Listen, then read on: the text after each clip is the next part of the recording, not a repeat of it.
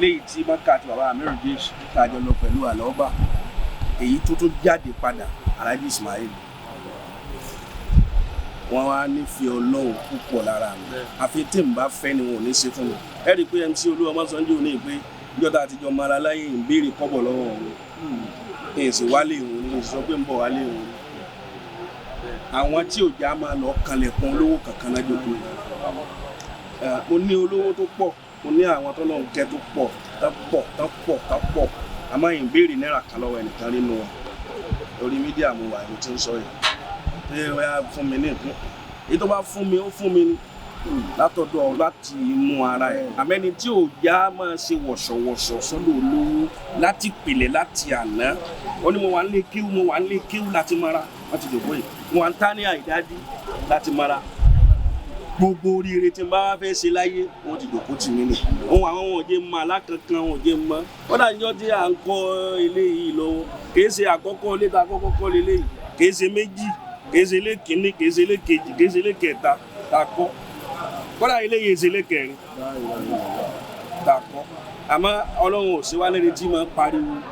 pé àwa la ṣe ilé àwa la ṣe ìfẹ́ àwọn èèyàn ló jẹ́ kí ilé yìí ó káàkiri gbogbo ayé ìfẹ́ táwọn èèyàn ní sí wa ló jẹ́ kí ilé yìí ó káàkiri gbogbo ayé kì í ṣe pé àgbóyá ó wà pé àwọn àrùkù tó wà délé yìí wá jẹ́ nígbà tá a fẹ́ bẹ̀rẹ̀ rẹ̀ gan tá a fẹ́ bẹ̀rẹ̀ ilé yìí gbogbo ìgbà náà pé àwọn làwọn ń bọ̀ wá kọ̀ àwọn náà jòkó yìí pé àwọn làwọn wà kọ̀ láti ilẹ̀ báyìí dé òkè mo sì mọ gbogbo àwọn project tí wọ́n ń ṣe lọ́wọ́ mọ́sálásí náà ti kọ́ láyé bó ti wà yóò ní fáwọn èèyàn bẹ́ẹ̀ làwọn opó bẹ́ẹ̀ làwọn ọmọ aláìní lọ́dọọdún Ọlọ́run ló mọ iye sàárà tá a máa ṣe fáwọn èèyàn àwọn òṣèré nínú pé ká máa ya fídíò àwọn èèyàn pé àwọn táwọn ṣe orí fún ní àwọn àlẹ́ àlẹ́ ṣùgbọ́n ti jòkó yẹn wọ́n pọ̀ púpọ̀ kò wá sí nǹkan oríire tí ń ṣe láyé bí wọ́n ti jòkó sí wọn látàná títí dòní ẹni téèyàn ti ń bẹ for almost 30 years ni mo ti wà pẹ̀lú wọn almost 30 years ní tí ń bẹ pẹ̀lú wọn títí dòní Ọlọ́run kankan ò ṣiṣẹ́ rẹ̀ láàrin wa àfi dáadáa náà ní í ṣẹlẹ̀ so